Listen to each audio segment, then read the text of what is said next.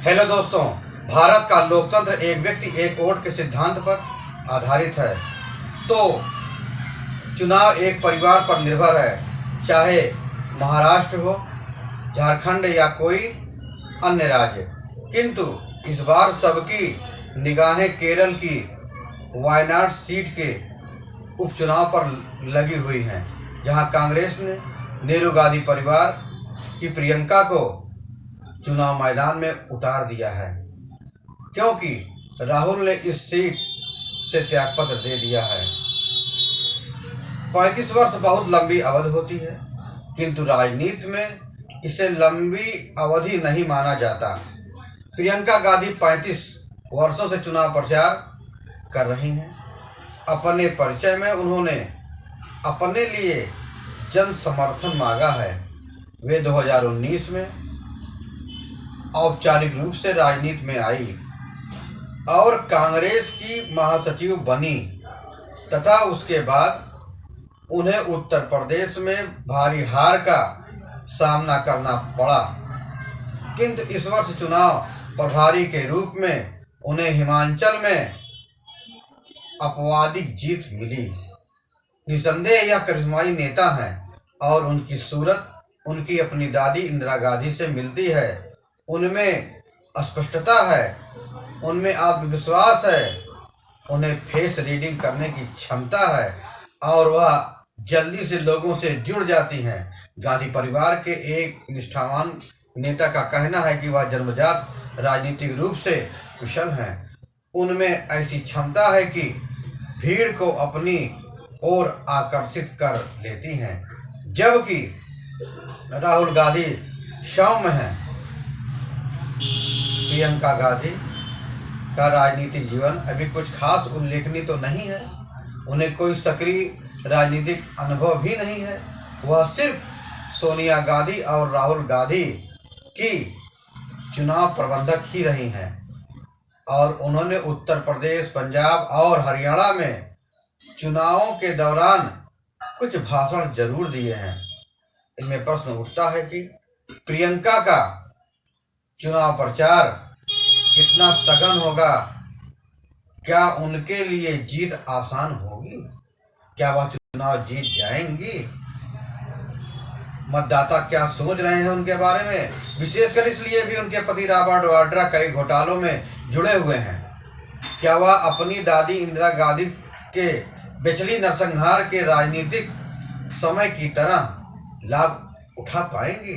हालांकि वायनाड उनके लिए एक बहुत ही सुरक्षित सीट है, एकदम सुरक्षित है। वहाँ पर वायनाड निर्वाचन क्षेत्र से प्राकृतिक आपदा से वायनाड इस समय ग्रसित है। वहाँ कठोर राजनीति की जरूरत है। प्रियंका को वायनाड से खड़ा करने के पीछे कांग्रेसी विशेषज्ञों का मानना है कि कांग्रेस आलोचना से बचने के लिए यह बताना चाह रही थी कि उसे केवल उत्तर ही नहीं प्यारा है, उसे दक्षिण भी प्यारा है। वो दक्षिण को नज़रअंदाज नहीं कर रही है। हालांकि इस क्षेत्र से कांग्रेस को राजनीतिक लाभ मिल रहा है। लोग कांग्रेस की ओर जुड़ रहे हैं। कांग्रेस को बड़ा जन समर्थन भी मिल रहा है। प्रियंका के राजनीति में प्रवेश से न केवल कार्यकर्ताओं में जोश आएगा, बल्कि वह यह भी संदेश देंगी कि वह अपने भाई के साये से अब बाहर निकल आई हैं और अपने भाई व मां के साथ मिलकर कांग्रेस को आगे बढ़ाएंगी, नेतृत्व को अपने आगे बढ़ाएंगी। नेहरू गांधी परिवार की पकड़ मजबूत और पार्टी का भविष्य तय करने में अपनी भूमिका की पुष्टि कर रही हैं। देखना यह है कि वह मतदाताओं का दिल जीत पाती हैं या नहीं। कांग्रेस उनकी उपस्थिति से लाभान्वित होंगी। प्रियंका राहुल गांधी की छवि को प्रभावित किए बिना उन्हें हर संभव सहायता करने का प्रयास करेंगी। उनके विरोधी राहुल गांधी की इस टिप्पणी की आलोचना कर रहे हैं कि उन्होंने कहा था कि प्रियंका गांधी को चुनकर वायनाड के लोग यह सुनिश्चित करेंगे कि वायनाड से 2 सांसद हैं, एक औपचारिक एक अनौपचारिक। इसका कितना प्रभाव पड़ेगा, जनता कितना जुड़ेगी, यह तो आने वाला वक्त ही बताएगा। शायद वे इस निर्वाचन क्षेत्र के प्रति भाई बहन के समर्पण को प्रदर्शित करना चाहते हैं, किंतु उनके इस वक्तव्य का तात्पर्य यह निकाला गया कि प्रियंका गांधी राहुल गांधी की प्रॉक्सी होंगी।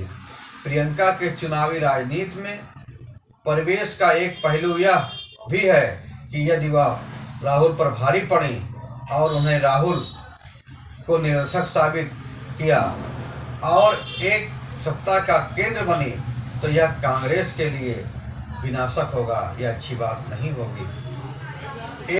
एक कांग्रेसी नेता का कहना है कि एक म्यान में दो तलवार नहीं हो सकते हैं। बहरहाल आने वाले चुनाव के बाद ही कांग्रेस का भविष्य उज्जवल हो सकता है कि नहीं हो सकता है, तो आने वाला समय ही बताएगा। इंदिरा हैं और ना सोनिया हैं, उन्होंने कांग्रेस के भाग को चमकाया था, उनकी बौद्धिक क्षमता का भी परीक्षण नहीं हुआ है। यह सही है कि प्रियंका गांधी अभी परिवार के गढ़ में सफल रही हैं, किंतु वह गढ़ पूरे देश का प्रतिनिधित्व नहीं करता है। प्रियंका गांधी अपने पति रॉबर्ट वाड्रा के विवादित भूमि सौदों और गलत तरीकों से अर्जित की गई संपत्ति का बचाव कर रही हैं। कांग्रेस के पहले जमाई राजा पर दिल्ली स्थित भवन निर्माण कंपनी DLF से अनुचित लाभ प्राप्त करने का आरोप भी है। यहाँ उनकी संपत्ति 2007 में, अब देखिए कितनी तेज इनकी संपत्ति बढ़ी है। संपत्ति 2007 में रॉबर्ट वाड्रा की 50 लाख रुपए से बढ़कर 2012 में 300 करोड़ हो गई थी। प्रियंका ने रॉबर्ट वाड्रा की चल और अचल संपत्ति क्रमशः 37 करोड़ और 27 करोड़ रुपए दर्शाई है, ये अपने चुनाव घोषणा पत्र में। यही नहीं, परिवर्तन निदेशालय ने वाड्रा पर मनी लॉन्ड्रिंग और अवैध रूप से विदेशी संपत्ति अर्जित करने का आरोप लगाया है, जिनमें वर्ष 2005 से 2010 के बीच यूपीए सरकार के दौरान रक्षा और पेट्रोलियम सौदों में रिश्वत से प्राप्त राशि से 12 मिलियन पाउंड मूल्य की लंदन में 2 बड़ी संपत्तियां और 6 फ्लाइट भी शामिल हैं। रॉबर्ट वाड्रा के खिलाफ नियमों के विरुद्ध राजस्थान के बीकानेर में 275 बीघा जमीन खरीदने के लिए भी जांच चल रही है। इस संबंध में परिवर्तन निदेशालय ने 2015 में एक मामला दर्ज किया था। अब प्रियंका के चुनावी राजनीति में आने से वाड्रा के कथित गलत सौदे फिर से उठेंगे, फिर इसकी चर्चाएं शुरू होंगी। हालांकि पिछले कुछ वर्षों से उनके विरुद्ध जांच चल रही है।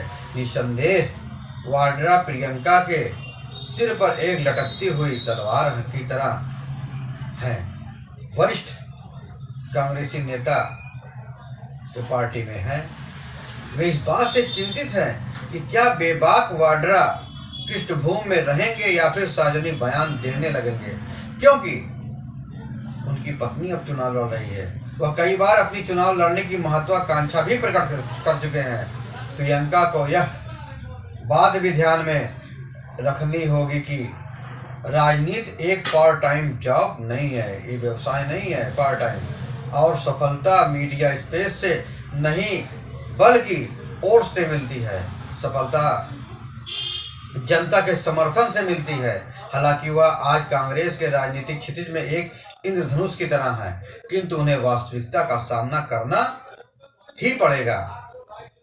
राजनीति एक बड़ा जुआ है जो किसी भी तरफ पलट सकती है। प्रियंका को हमेशा चुनाव प्रचार करने वाली बहन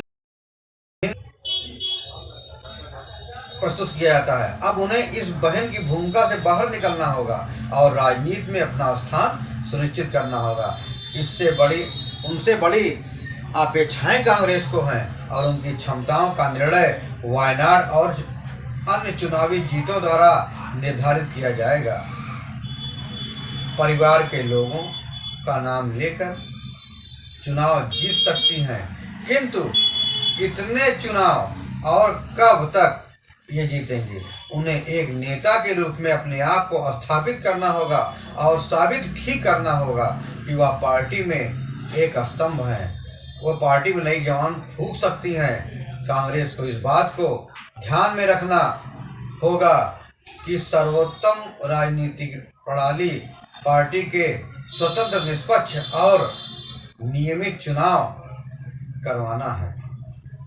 दीर्घकाल में अल्पकालिक वंशवादी लाभ पार्टी के लिए मौत की घंटी साबित होगा। समय आ गया है कि पार्टी कुछ आत्मालोकन करे, विचार मंथन करे, अन्यथा एक ऐसे राजनीतिक रसातल में इन्हें जाना पड़ेगा जो भाई बहन और सामंतवादी कांग्रेस के उदय का स्वागत करता है।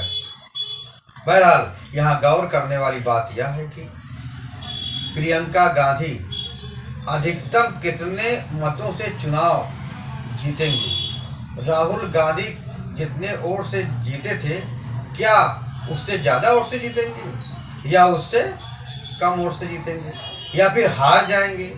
तो फिर अगर हार गई तो फिर राजनीतिक कैरियर पर इनके सवालिया निशान लग जाएगा और कांग्रेस को भी धक्का लगेगा, कांग्रेस परेशान होगी। आपको यह जानकारी कैसी लगी? फिर मिलेंगे नई जानकारी के साथ, नई खबरों के साथ। तब तक आप स्वस्थ रहें, सुरक्षित रहें और अपने विचार कमेंट बॉक्स में देना ना भूलें। धन्यवाद।